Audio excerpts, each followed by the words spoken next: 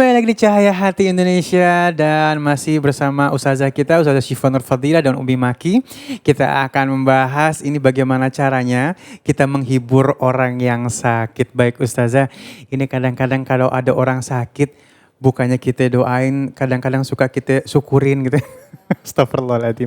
Tuh ajab tuh. Makanya dia itu harus sadar tuh dikasih penyakit sama Allah. Ya Allah, tiba-tiba dia sendiri yang memvonis penyebab dari penyakit itu. Nah, seperti kita ketahui bahwa kan kalau gak salah para alim bilang kalau kita doain orang lain kita akan dapat seperti apa yang kita doakan gitu ya. Nah, mohon ilmunya nih, mungkin Ustazah Syifa dulu nih. Gimana sih nikmatnya atau caranya kita menghibur orang yang sakit? Bismillahirrahmanirrahim. Assalamualaikum warahmatullahi wabarakatuh. Waalaikumsalam warahmatullahi Alhamdulillah, wabarakatuh. guru saya di sini ada Umi Maki, Bang Ali. Menarik sekali, Masya Allah. Karena juga sekarang kita tengah berada di masa pandemi COVID. Jadi berapa banyak orang yang sekarang sedang sakit. Sakitnya bukan karena penyakit-penyakit yang lainnya. Tapi memang penyakit COVID-19 yang sedang merajalela. Ada yang sedang diisolasi, ada yang sedang isolasi mandiri di rumah, ada yang baru gejala, rapid sudah reaktif dan lain sebagainya. Nah, kita yang mendengar saudara kita sakit, terkadang bukan mendoakan.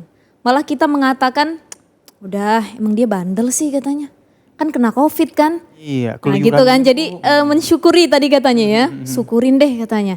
Udah mudah-mudahan cepet-cepet dah, kagak usah lama-lama di dunia. Ya contoh misalkan seperti itu ya. Masya Allah. Jadi dalam hal menjenguk orang sakit ini ternyata ada adab-adabnya. Itu yang telah dicontohkan oleh Rasulullah Sallallahu Alaihi Wasallam, di mana Rasulullah pernah mengatakan dalam hadisnya, hakul muslim alal muslim sittun. Ada 6 hak muslim terhadap muslim lainnya. Salah satunya wa idza marido fa'udhu. Kalau saudara kamu, sahabat kamu, keluarga kamu, teman kamu sakit, fa'udhu, jenguk dia. Nah, ketika menjenguk itu ada adab selanjutnya. Sudah datang, maka adab selanjutnya adalah memberikan kabar gembira, menghibur orang yang sakit. Begitu ya Umi ya. Jadi ketika datang, assalamualaikum, datang kepada orang yang sakit, minimal ada bawa-bawaan. Iya benar. Jangan kita yang numpang makan di sana. Iya. Ini ada tetangga kita sakit, kita datang. Iya. Udah tahu lagi sakit, masak apa hari ini? Ya Allah, nyusahin. Contoh ya seperti itu Bang Ali. Iya. Masak apa ini kagak ada air sedikit pun apa katanya. Jadi dia yang tidak bersyukur ketika datang bertamu padahal niatnya untuk menjenguk orang sakit. Bahkan kalau menjenguknya ini ke rumah sakit.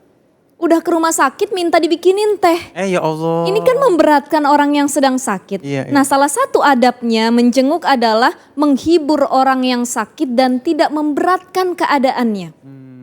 Ini juga yang dilakukan oleh Rasulullah kepada Ummul A'la atau Ummu Kharijah binti Zaid bin Sabit ketika beliau menjenguk. Maka menggembirakan Rasul, menghibur, tidak menakut-nakuti. Mohon maaf, banyak sekarang orang ketika datang menjenguk malah akhirnya menakut-nakuti dan membuat down orang yang sakit. Benar. Datang sakit teman kita, sakit apa? Panas udah 3 hari nggak hilang-hilang. Ini mah udah nih. Nah, hati-hati katanya. Kemarin tetangga saya 3 hari panas meninggal malamnya. Ya Allah. Gitu. Gak ketahuan.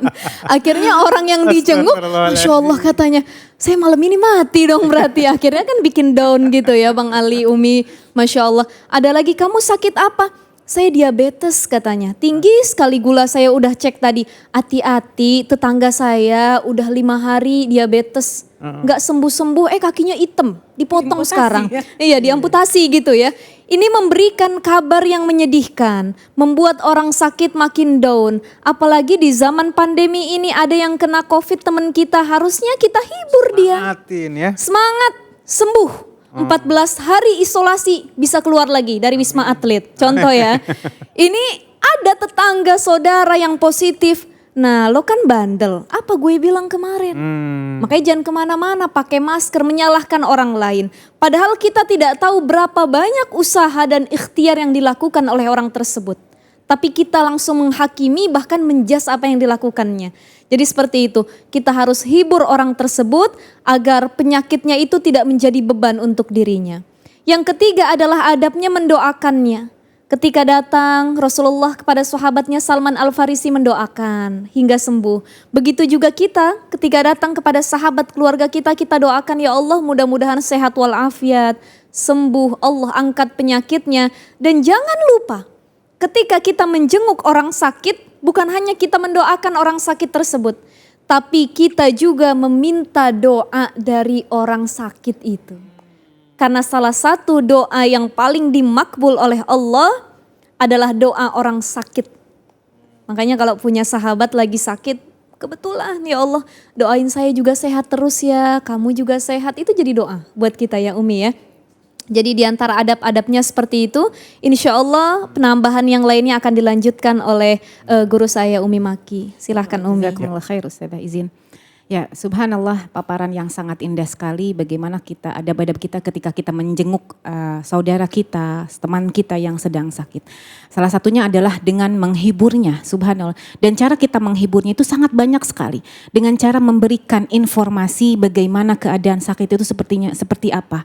Karena subhanallah Rasulullah SAW mengatakan, "Ma min hammin wala ghammin wala adha." Subhanallah, siapapun di antara kita, ya mereka yang merasakan kesakitan, sakitnya seperti apa, hatta walaupun yushakuha, hatta walaupun hanya tertusuk satu duri saja, apa dikatakan akan diampuni dosa-dosanya, hanya satu duri. Itu kita sampaikan kepada siapapun yang kita jenguk. Artinya bahkan disampaikan juga, mungkin teman-teman pernah mendengar kalimat tohur itu artinya apa? Suci. Artinya subhanallah, ternyata penyakit yang diberikan kepada Allah ini juga bisa dikatakan sebagai rahmat untuk kita. Dari Allah untuk kita. Subhanallah, karena punten-punten penyakit ini menjadikan penghapus dosa, karena mungkin teman-teman yang teman-teman banyak ketahui bahwa penghapus dosa itu hanya dengan cara bertaubat. Tapi banyak sekali dosa-dosa kita yang belum kita taubati. Mungkin punten karena kita sering lalai bertobat kepada Allah. Akhirnya apa? Karena Allah cinta kepada kita, maka Allah kirim penyakit untuk kita. Pada hakikatnya ketika Allah memberikan kepada kita penyakit, Allah ingin membersihkan dosa-dosa kita. Punten, apalagi kalau kita yang sakit bersabar. Punten, bukankah innallaha ma'as-sabirin? Bukankah Allah ini bersama orang-orang yang sakit, punten yang sabar. Ma'a itu artinya bersama, yang namanya bersama tuh deket. Apapun kalau berdekatan mau minta apapun itu diijabah. Punten, tadi disampaikan oleh guru kita, orang yang sakit itu doanya diijabah. Punten, dia minta doa apapun kebaikan dunia akhirat maka akan diberikan untuknya. Dan punten juga subhanallah, ketika kita bersabar bisa jadi kita seperti apa sih ibadah kita? Apakah kita sudah pede? Sudah pede mengandalkan sholat kita untuk mendapatkan surganya Allah? Pedekah kita mendapatkan surga Allah untuk atas puasa-puasa kita? Belum. Mungkin kata Allah bisa jadi sholat kamu tuh gak bener, sholat kamu tuh belum sempurna, puasa kamu tuh belum sempurna. Nih aku kasih penyakit, kamu sabar dalam menghadapi penyakit, maka aku hapus dosa-dosa kamu. Kamu sabar dalam menghadapi penyakit, maka aku naikkan derajat kamu sehingga kamu dikatakan pantas di dalam surgaku. Subhanallah, berapa sih harganya surga? Susah untuk ditembus dengan amal-amalan kita. Surga bisa kita masuki dengan apa? Dengan rahmat Allah. Dan rahmat Allah ini bisa juga Allah memberikan dengan diberikannya penyakit. Makanya dikatakan dalam satu hadis dikatakan idza ahabballahu 'abda ista'malah. Kalau Allah mencintai seorang hamba, maka Allah akan berikan jalan bagaimana dia jalan menuju surga. Mungkin dengan penyakit ini kita sampaikan kepada teman kita, saudara kita. Mungkin dengan penyakit ini Anda bisa dibebaskan dari dosa-dosa yang mungkin belum lama sudah tidak ditobati. Mungkin dengan penyakit ini Anda dinaikkan derajatnya. Wallahu a'lam. Aduh Masya Allah ya. Tuh kalau misalnya didatengin sama ustadz atau ustazah pas kita lagi sakit enak pastinya ya. Coba bayangin datang preman atau apa. Masya Allah ya. Jadi tetap ada akhlaknya. Dan tadi ini bener indah banget loh. Jadi minta doa sama orang yang lagi sakit itu kemungkinan diijabahnya lebih tajam ya. Kenapa? Karena memang orang yang lagi sakit lagi diuji kesabarannya oleh Allah Subhanahu wa taala. Dan tadi Umi lengkapi bahwa orang-orang yang sabar itu dekat dengan Allah Subhanahu wa taala ya. Baik, Masya Allah. Aduh udah komplit nih, masih ada waktu? Masih ada waktu habis ya, Masya Allah ya. Dan baik jamaahku yang dimuliakan oleh Allah Subhanahu wa taala, banyak sekali ilmu yang kita sudah dapatkan tadi, tinggal kita amalkan ya.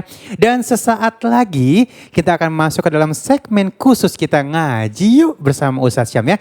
Jangan kemana-mana, tetap bersama kami di Cahaya Hati Indonesia.